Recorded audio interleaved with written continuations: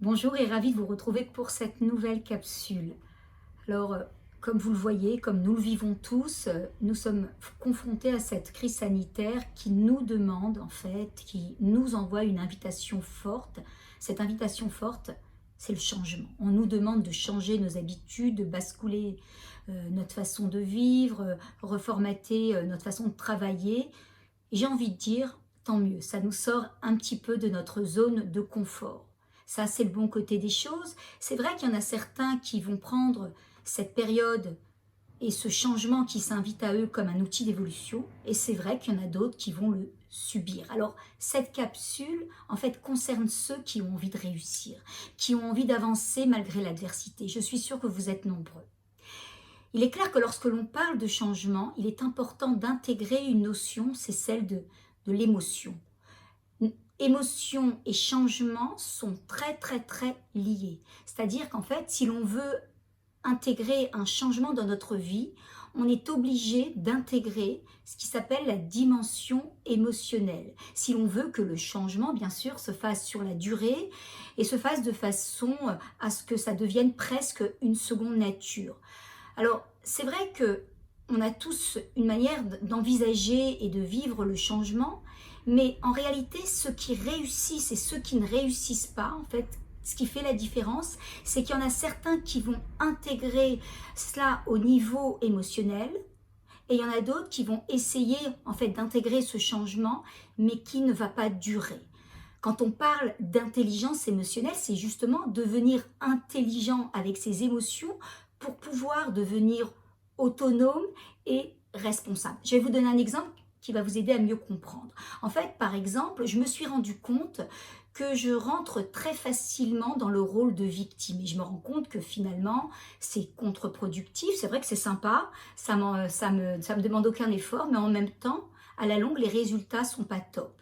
Et justement, l'idée c'est que au lieu de me dire comment je vais y arriver, c'est trop complexe, justement, je vais devoir écouter à chaque fois que je me retrouve devant une situation, l'émotion, en fait son message, qu'est-ce qu'elle a à me dire, et créer en fait un partenariat, encore une fois, pour pouvoir me rendre beaucoup plus responsable face à la situation. Parce que en fait, eh bien, l'émotion, c'est elle qui va être ma boussole, qui va être mon outil d'évolution. Elle va me passer un message action en m'encourageant à poser une action qui va me faire évoluer face à mon projet de vie. Je vais me retrouver devant une situation où on m'invite justement à rentrer dans ce rôle de victime. Automatiquement, là, il va y avoir un ressenti qui n'est pas OK.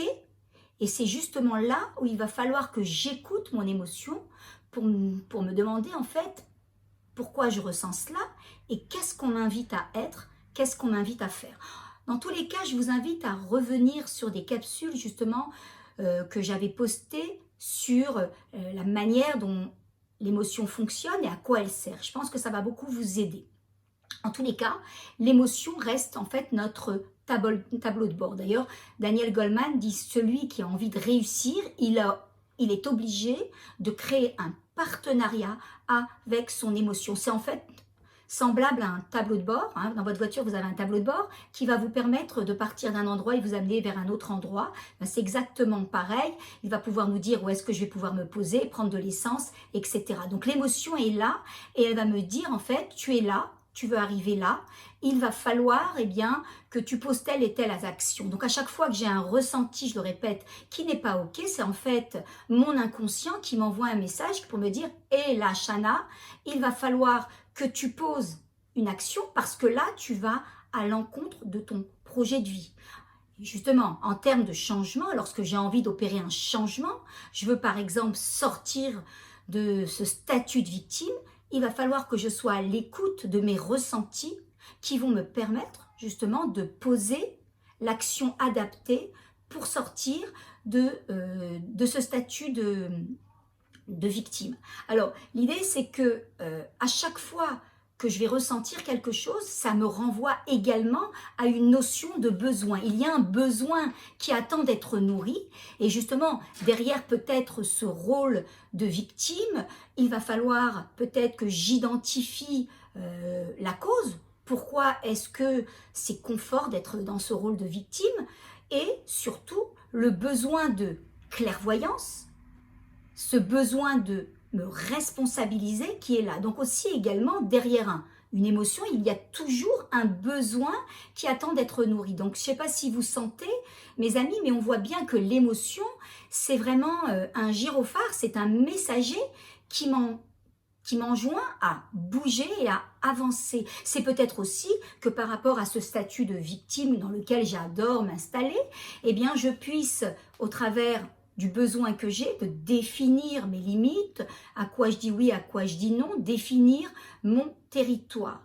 Alors, il est clair que lorsque justement j'intègre cette notion de besoin qui m'invite à bouger, lorsque j'écoute le message action, eh bien je vais pouvoir vivre de façon efficace le changement. C'est pour ça que l'on dit que changement et émotion sont deux notions en fait, eh bien, qui s'imbriquent.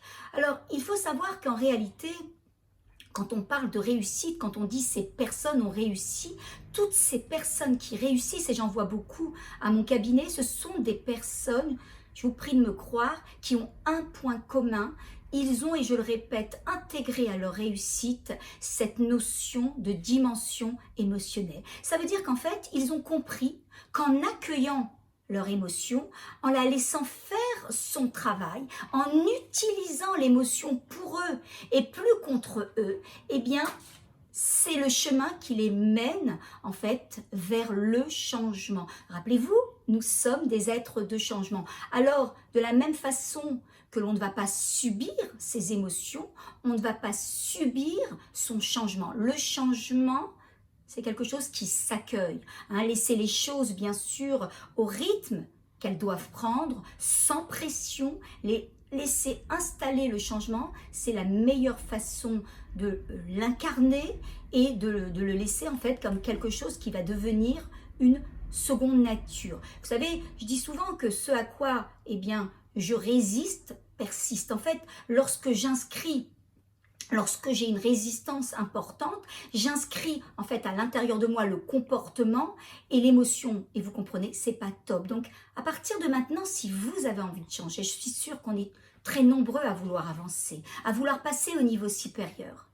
Accueillez vos émotions, acceptez vos émotions, célébrez en fait le travail que vous faites. Et là, vous avez déjà ouvert la porte du changement parce que l'émotion a énormément de choses à vous dire. D'ailleurs, puisqu'on parle d'émotion, il y a une émotion qui est universelle. Cette émotion, c'est l'amour.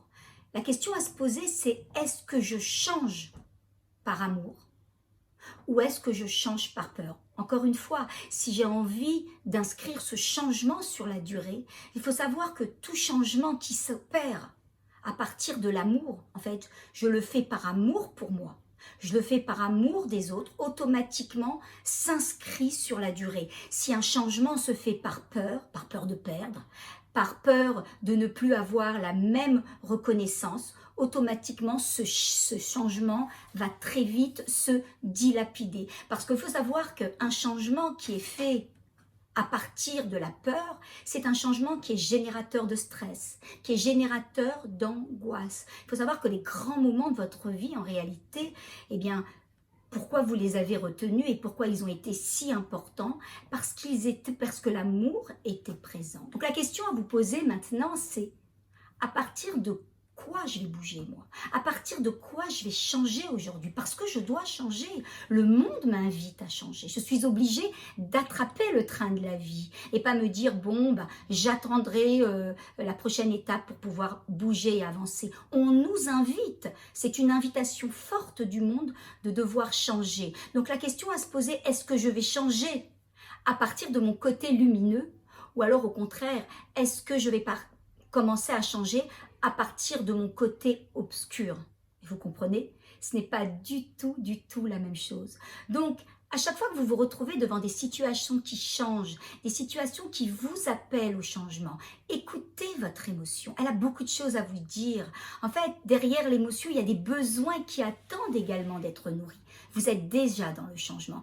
Et dites-vous, posez-vous cette question. Tiens, face à ce changement. Que ferait l'amour? Que ferait l'amour dans tout cela? Très belle semaine, à bientôt.